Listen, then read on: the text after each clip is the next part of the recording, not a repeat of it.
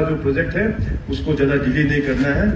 इसके बाद साथ साथ अपना इस कॉन्स्टिट्यूंसी में भी एक बड़ा एक प्रोजेक्ट यहाँ पे ऑलरेडी हम लोग ने काम स्टार्ट कर दिया है, ये ओजू हाइड्रो इलेक्ट्रिक प्रोजेक्ट। सो ओजू हाइड्रो इलेक्ट्रिक प्रोजेक्ट में कुछ यहाँ पे प्रॉब्लम नहीं है, हम लोग इसको फास्ट ट्रैक में डाल के इसको भी काम हम लोग आगे लेके बढ़ाएंगे। और इसके लिए अपना नकब बाबर जी और यहाँ के जितने भी हमारा पब्लिक लीडर्स है, आप लोग बहुत अच्छा काम कर रहा है, प्रशासन भी इसमें बहुत अच्छा काम कर रहा है। सरकार में जो भी इश्यूज होगा मैं वहां पे बैठ के ओजू हाइड्रो इलेक्ट्रिक का भी मैं उसको सॉर्ट आउट करेंगे। केवल आप सभी से निवेदन है, ओजू हाइड्रो इलेक्ट्रिक प्रोजेक्ट को भी आप लोग एक साथ हम लोग अच्छा से सपोर्ट करते हुए उसको क्लियर हम लोगों को करना है। और आज यहाँ पे अपना नाह वेलफेयर सोसाइटी की ओर से यहाँ पे कुछ पॉइंट्स मेमोरेंडम यहाँ पे दिया गया, कुल मिला के 6 पॉइंट का मेमोरेंडम यहाँ पे दिया गया। बाकी जो नंबर 1 जो है बहुत ही मेजर एक रोड होगा, कंस्ट्रक्शन ऑफ रोड यहाँ तकसिंग से लेके हुरी तक वाया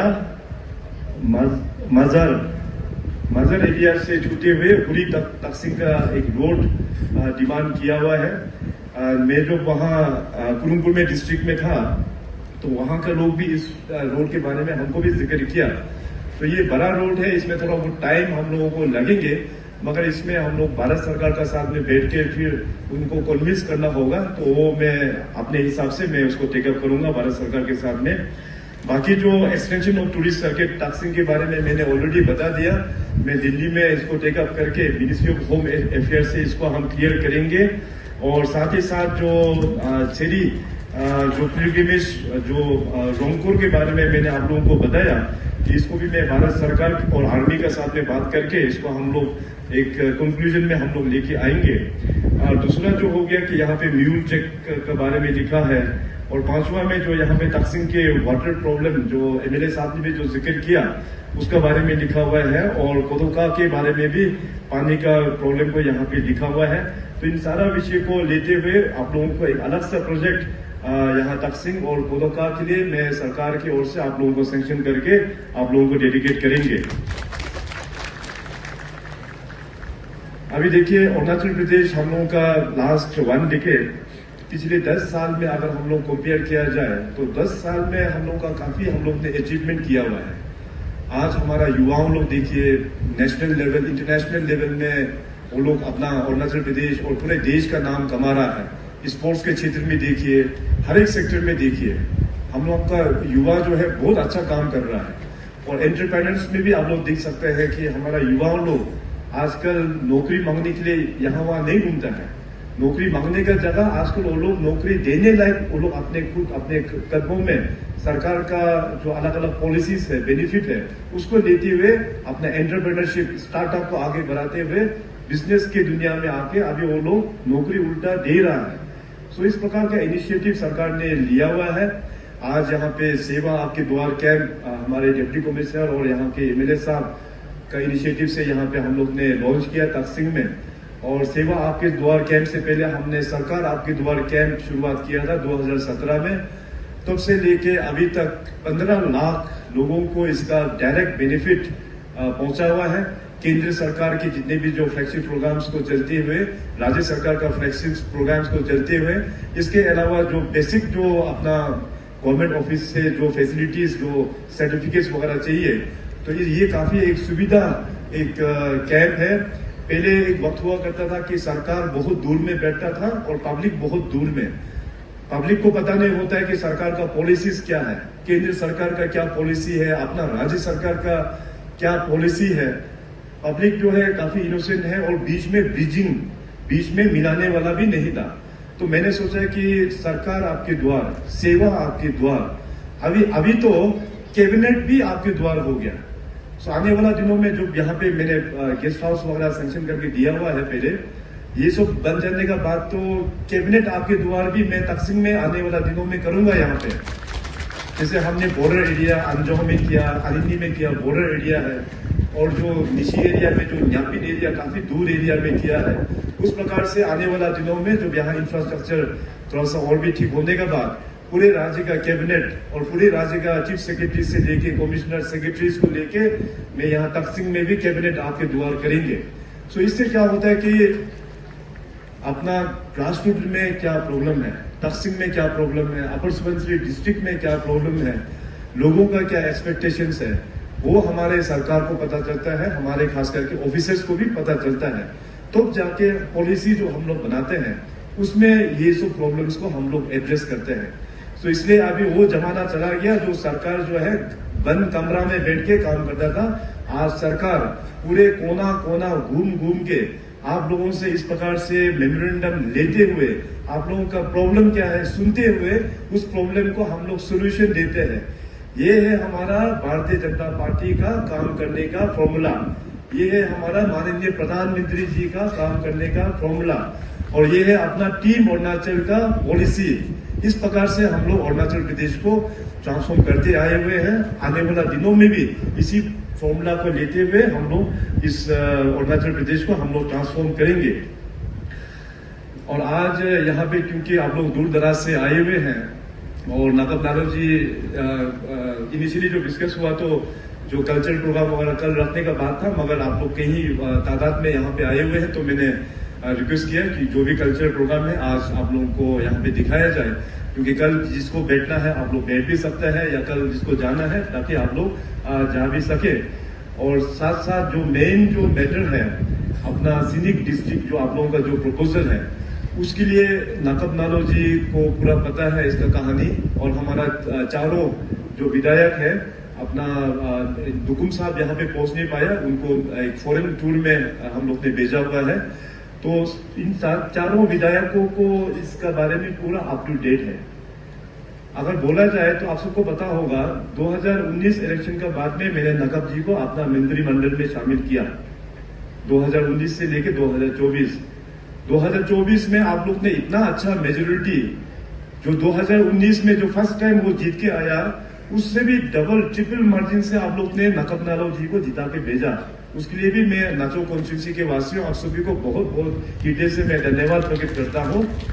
2024 इलेक्शन के बाद में मैंने नकब जी को कहा आपका कॉन्स्टिट्यूंसी बहुत ही टफ है और अपर सुबनसिरी का सबसे बड़ा कॉन्स्टिट्यूंसी है, तीनों कॉन्स्टिट्यूंसी मिलाने से भी आप ये कॉन्स्टिट्यूंसी जो सबसे बड़ा है, इसलिए आपको मंत्री बनने से क्या होता है कि आप ईटानगर में बिजी हो जाएंगे, अपना कॉन्स्टिट्यूंसी में हम लोग ज्यादा फोकस कर नहीं पाता। इसलिए मैंने कहा अभी आप एस एमएलए होके बैठो, अपना कॉन्स्टिट्यूंसी का जो प्रॉब्लम है पूरा अच्छे से समझो, उसका हम लोग एड्रेस करेंगे। और आने वाला दिनों में जो प्रपोजल था डिस्ट्रिक्ट बनाने का, मैं खुद ही इनको गाइड किया कि डिस्ट्रिक्ट में बैठो और बाकी कॉन्स्टिट्यूंसी के जो तीनों एमएलए के साथ में बैठ के बातचीत करके तब जाके कागज कार्रवाई उसको फॉरवर्डिंग करने में आप लग जाना। तो ये मैंने इनको इसीलिए तो बैठाया हुआ है यहाँ पे आप लोगों का साथ में, अदरवाइज मेरा तो मंत्री पहले से यही था। तो अभी इनको डिस्ट्रिक्ट के लिए काम करना है, यहाँ पे कॉन्स्टिट्यूंसी के लिए काम करना है बोल के इनको यहाँ पे काम में लगाया हुआ है। अभी डिस्ट्रिक्ट का कागज का पूरा फॉर्मेलिटीज सारा हो चुका है, केवल हमको एक दो फॉर्मेलिटीज हम करेंगे। करने का बाद मैं ईटानगर बैठ के डिस्ट्रिक्ट अनाउंस नहीं करूंगा, मैं अनाउंस करेंगे आपका अपर सुबनसिरी डिस्ट्रिक्ट में आके ही मैं खुद ही अनाउंस करूंगा। तो इसके ऊपर आप लोग चिंता मत कीजिएगा, क्योंकि ये जेन्युइन प्रॉब्लम है, यहाँ का प्रॉब्लम जो है हमको पूरा पता है, उसके लिए मैं पूरा दिल से आप लोगों का साथ में हूँ और इसका कार्यवाही भी हम लोग बहुत ही जल्दी करेंगे। मैं नकब जी और बाकी हमारे दुकुम साहब और रोदेवी साहब और अपना तन्या सुकी जी, इन लोगों के साथ में हम बातचीत करके डेट भी मैं खुद फिक्स करके हम लोग एक कार्यक्रम अपना डब्ल्यूजू में या कहीं भी हम लोग फिक्स करके हम लोग तय करेंगे, तो जाके वहां पे हम लोग अनाउंसमेंट करेंगे।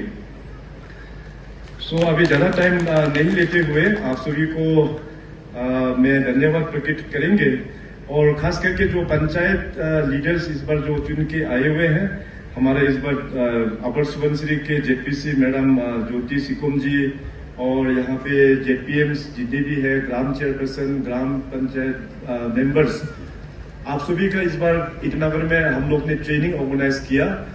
और उस ट्रेनिंग का आधार पर अभी आप लोगों को बहुत अच्छा से काम करना है।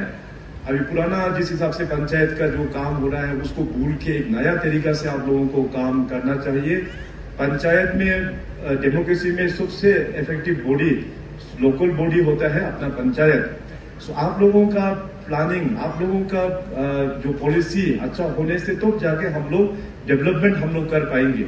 इसलिए हमारा पंचायत का जो भी पावर्स एंड फंक्शंस है उसमें हमारा एमएलए लोग आप लोगों को बिल्कुल इंटरफेरेंस नहीं करेंगे।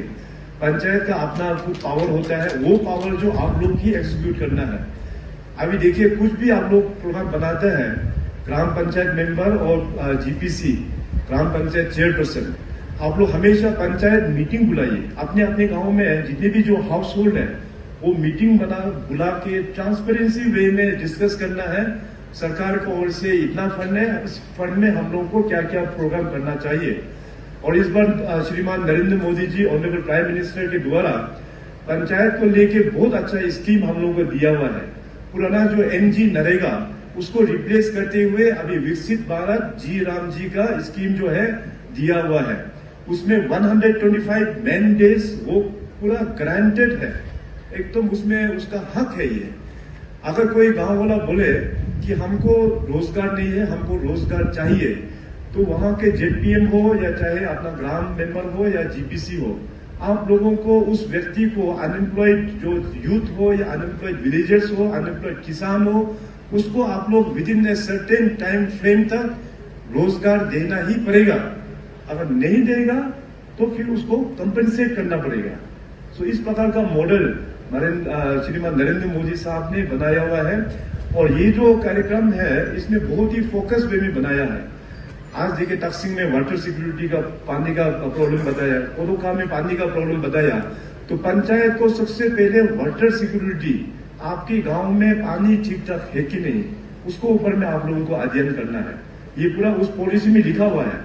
सेकेंडली, आपका गांव का इंफ्रास्ट्रक्चर, स्कूल है तो स्कूल का इंफ्रास्ट्रक्चर ठीक ठाक है कि नहीं, हेल्थ सेंटर है तो उसका इंफ्रास्ट्रक्चर ठीक ठाक है कि नहीं, रोड है तो रोड ठीक ठाक है कि नहीं है, फुटपाथ है तो ब्रिजेस है तो वो ठीक ठाक, इंफ्रास्ट्रक्चर में आपको फोकस करना है। तीसरा और चौथा हो गया आप लोगों का livelihood, agriculture sector, horticulture sector में आप लोगों का क्या इनकम हो सकता है, टूरिज्म में क्या आप लोगों का इनकम हो सकता है। इस प्रकार से बहुत ही वेल डिफाइंड ये विकसित भारत जी राम जी का स्कीम बनाया हुआ है। आने वाला दिनों में वो जो ट्रेनिंग आप लोग ने ईटानगर में जो दिया उसको हम डिस्ट्रिक्ट में भी भेजेंगे, और डिस्ट्रिक्ट में जितने भी हमारा ग्राम पंचायत मेंबर है उन लोगों को फर्दर फिर ट्रेनिंग करेंगे। और ऑफिसर्स भी यहाँ पे मौजूद है। ऑफिसर्स से मेरा अनुरोध होगा कि अभी हम लोगों को कन्वर्जेंस मॉडल में अच्छे प्रकार से हम लोगों को जाना होगा। बॉटम लाइन में उसमें पंचायत के साथ अलग अलग डिपार्टमेंट विभाग की जितनी भी जो स्कीम्स है उसको हम लोग सिंक्रोनाइज करते हुए उसको कैसे एग्जीक्यूट करना है। तो पुराना फॉर्मूला 1+1=2 उसको हमको गलत साबित करना है। अभी नया जो कन्वर्जेंस का फॉर्मूला होगा 1+1=11, ये फॉर्मूला को हम लोग एडॉप्ट करना है, इसको हम लोग सक्सेस बनाना है। तो साइलोस में काम नहीं करना है डिपार्टमेंट वाइज। डिपार्टमेंट लोग जनरली आप लोग पूरा साइलोस में काम करते हैं, एग्रीकल्चर साइलोस में काम करता है, हॉर्टिकल्चर साइलोस में काम करता है। तो सबको मर्ज कीजिए आप लोग ऑफिसर है, पता है आप लोगों को कौन सा गांव का ये शक्ति क्या है, इस गांव में अपॉर्चुनिटी क्या है, इस गांव का चैलेंज क्या है, आप सबको पता है।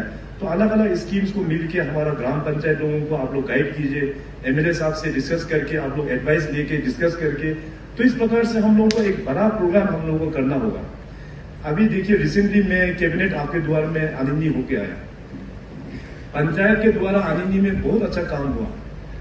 सरकार की ओर से हम लोग जो स्टेट गवर्नमेंट से स्टेट ओन रिसोर्सेज 10% का फंड जो हम लोग पंचायत को देता है, ये पूरे देश भर में केवल अरुणाचल ही देता है आप लोगों को। बाकी के राज्य में स्टेट ओन रिसोर्सेज से किसी भी पंचायत बॉडी को फंड नहीं मिलता राज्य सरकार से। मगर अरुणाचल में मैं पिछले 5 वर्षों से पंचायत को स्ट्रेंथनिंग करने के लिए मैं फंड्स देते आया हूँ। तो उस फंड्स को लेके अनिनी में पंचायत ने पूरा एक मार्केट बनाया। इसके बाद फिर अलग से एक बड़ा एक कॉम्प्लेक्स बनाया जिसमें वहां पे होटल भी बनाया, रेस्टोरेंट भी बनाया और आपका मिशमी समाज का एक बहुत अच्छा म्यूजियम भी बनाया। मैंने सोशल मीडिया में अपलोड किया हुआ है, आप लोग देख सकते हैं। तो पंचायत को भी एक रेवेन्यू जनरेशन सस्टेनेबल मॉडल में हम लोगों को सोचना चाहिए। तो इस प्रकार का बहुत सारा इनिशिएटिव हम लोग को करना है और हमें बहुत होपफुल है। हमारे जो चारों विधायक हैं बहुत एफिशिएंटली इस डिस्ट्रिक्ट में वो लोग काम कर रहा है और हमारे प्रशासन और ऑफिसर्स लोग भी यहाँ पे अच्छा से काम करेंगे। और इस डिस्ट्रिक्ट में कुछ ऑफिसर्स का भी काफी शॉर्टेज है। अभी पब्लिक सर्विस कमीशन का एग्जामिनेशन भी कंडक्ट हो गया है, तो मैं आने वाला दिनों में और भी ऑफिसर्स के रूप में पोस्टिंग भेजूंगा। आप लोगों को स्ट्रेंथनिंग हम करेंगे। तो इतना कहते हुए मैं अपना वाणी को यही समाप्त करता हूँ।